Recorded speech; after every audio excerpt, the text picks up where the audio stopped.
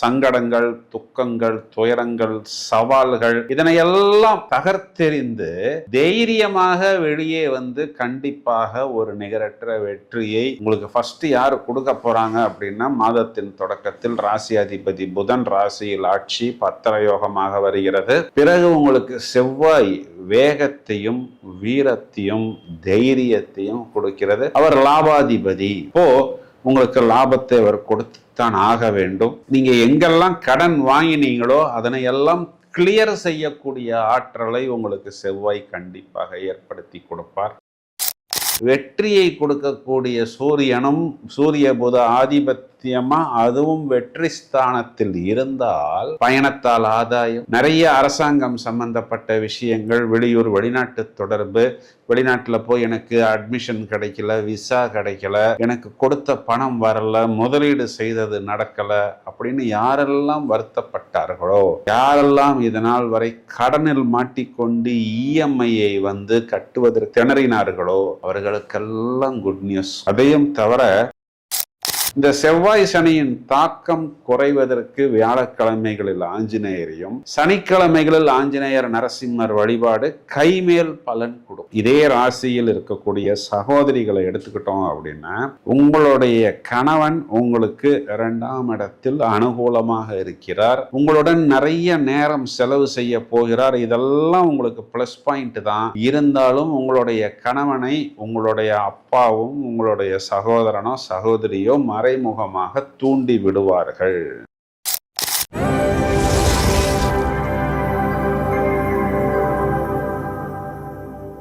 எல்லோரும் வெற்றி பெற வேண்டும். அமர்க்களமான ஆகஸ்ட் மாதம் என்ன சொல்கிறது? முதலில் பலன்களை பார்ப்போம், பிறகு கிரக நிலைகளை எடுத்துக்கொள்வோம். ஆகஸ்ட் மாதம் மீன மிதுன ராசிக்கு தகவல் தொடர்புகள்னு சொல்லக்கூடிய கம்யூனிகேஷன்ஸ் அட் இட்ஸ் பெஸ்ட் அப்படின்னு சொல்லலாம். பேச்சாற்றல் அப்படியே பளிச்சு என்று இருக்கும். மேலும் இதனால் வரை தடைபட்டு வந்த நிறைய விஷயங்கள் உங்களுக்கு வேகமாகவும் எளிதாகவும் முடியும். நல்ல சொசைட்டில உங்களுக்குன்னு ஒரு மரியாதை, ஒரு கெத்து, ஒரு அந்தஸ்து, ஸ்டேட்டஸ், பயணங்களால் லாபம், தொழில் நிமித்தமாக நீங்க வெளியே போறது, அதன் மூலம் உங்களுக்கு ஆதாயம், நிறைய வெளியூர் வெளிநாட்டு பயணங்கள், இவை அனைத்தும் மிதுன ராசிக்கு கண்டிப்பாக ஏற்படும்.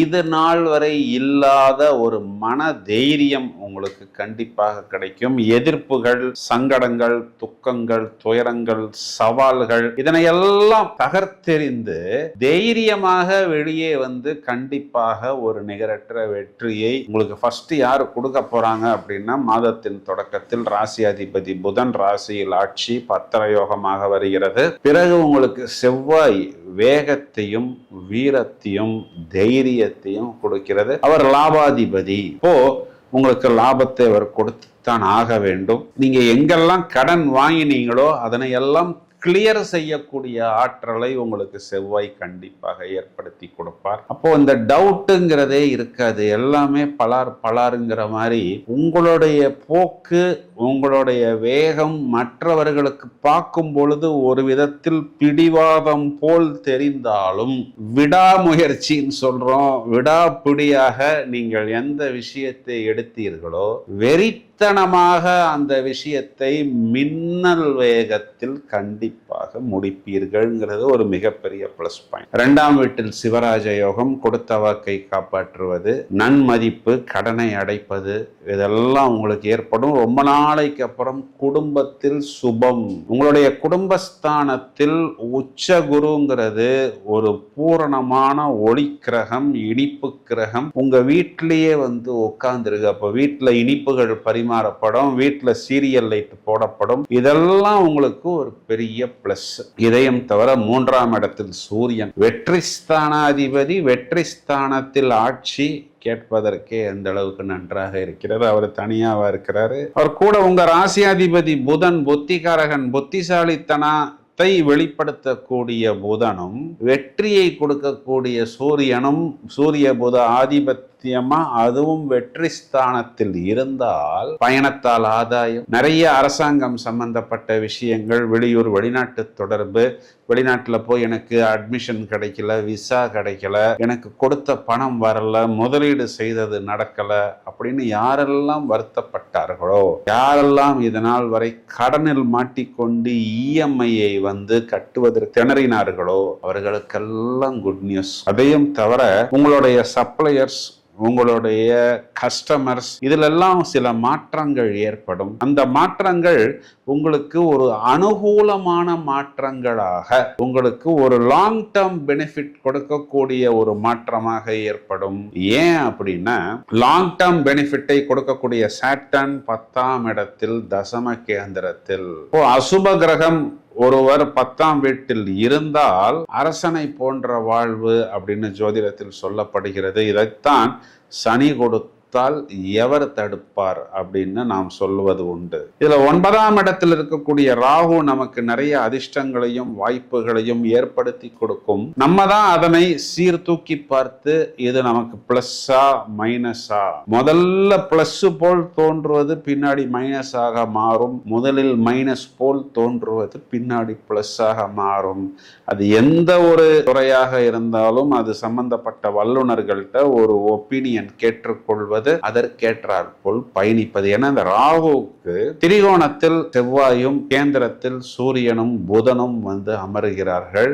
அப்போ உங்களுடைய பாக்கியம் 3 கிரகங்களால் தூண்டப்படுகிறது. நல்ல விஷயங்களை நீங்கள் தான் சீர்தூக்கி பார்த்து எடுத்துக்கொள்ள வேண்டும். இவர்களுக்கு 4ஆம் வீட்டில் சுக்கிரன் அப்படிங்கிற ஒரு கிரகம் நீசம் அடைந்து நீச பங்கம் ஏற்படவில்லை. இதனுடைய பலன் என்ன அப்படின்னா, மெயினா உங்களுடைய குழந்தைகள் சம்பந்தப்பட்ட விஷயத்தை கவனமாக பார்த்து கொள்ள வேண்டும். எல்லா விஷயத்திலையும் வயதை அனுசரி ஹாஸ்டல் மாற்றுவது, ஃப்ரெண்ட்ஸ் மாற்றுவது, வெளியூர்ல படிக்க போய் காலேஜ் ஹாஸ்டல் எனக்கு வேணாம், வெளியில இருக்கிற சர்வீஸ் அபார்ட்மெண்ட்ல நான் போய் தங்கிக்கிறேன் அப்படின்னு உங்களுடைய குழந்தை சொல்வார். தேவையானதை நீங்கள் எடுத்துக்கொண்டு அதனை பார்த்து சரி செய்து கொள்ளுங்கள். உங்களுடைய குழந்தையுடைய ஃப்ரெண்ட்ஷிப்பை மானிட்டர் செய்து கொண்டே இருங்கள், அது வெளிநாடாக இருந்தாலும். மேலும் உங்களுடைய குழந்தையை உங்களுடைய அப்பா உங்கள்கிட்ட சொல்லாமல், நேரடியாக சொல்லாமல் மறைமுகமாக தூண்டி விடுவார். ஏன்னா இங்க சாட்டான்கிறவர் உங்க அப்பாவை குறிகாட்டுகிறார். உங்களுடைய குழந்தையை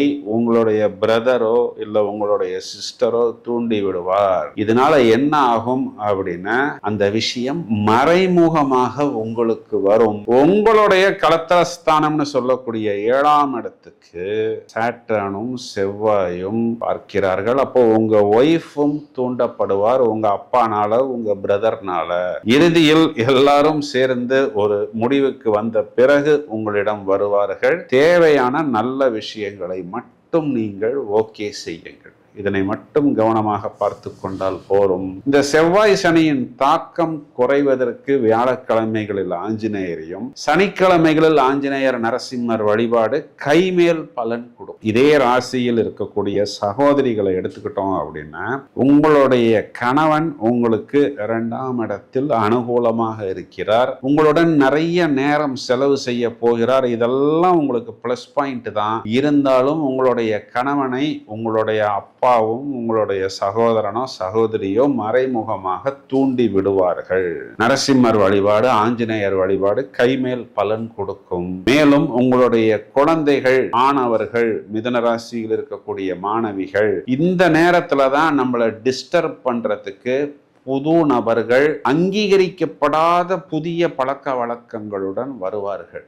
இதனை மட்டும் பார்த்து தேவையான விஷயத்தை மட்டும் எடுத்துக்கொண்டு தேவையில்லாத விஷயத்துக்கு நோ சொல்லி பழகிவிடுங்கள். வயதில் மூத்த நபர்களை நம்ம எடுத்துக்கிட்டோம் அப்படின்னா, குறிப்பா டயபெட்டிக், சுகர் கம்ப்ளைண்ட், ஒபேசிட்டி இருக்கக்கூடிய நபர்கள், ஃபிட்னஸ், வாக்கிங், டயட்டிங், இயற்கை உணவு, இதையெல்லாம் எடுத்துக்கொள்ளும் பொழுது கண்டிப்பாக உங்களுக்கு உங்களுடைய health, wealth, mind, yoga, meditation, தியானம், பயிற்சி முயற்சிகளில் ஈடுபடும் பொழுது நாம் பார்த்த இந்த அனைத்து விஷயங்களும் ஒரு கட்டுக்குள் இயங்கும் என்று சொல்வதுதான் இந்த ஆகஸ்ட் மாதத்துக்கு உண்டான பலன். நாம் இவ்வளவு நேரம் பார்த்த இந்த பலன்களுக்கு உண்டான கிரக நிலைகளை எடுத்துக்கொண்டால், ஆகஸ்ட் மாதம் 3ஆம் தேதி செவ்வாய் என்ற கிரகம் மிதுன ராசி மண்டலத்தில் சஞ்சாரம் செய்து அவர் எங்கு உச்சமடைகிறாரோ மகர ராசி மண்டலத்தை விசேஷ பார்வையாக பார்க்க இருக்கிறார். இந்த மாதம் முழுவதுமே சாட்டர்ன் சனீஸ்வர கிரகம் வக்கர நிலையில் உக்கிரமாக சுக்கிரனை பார்த்து கொண்டிருக்கிறார். சுக்கிரன்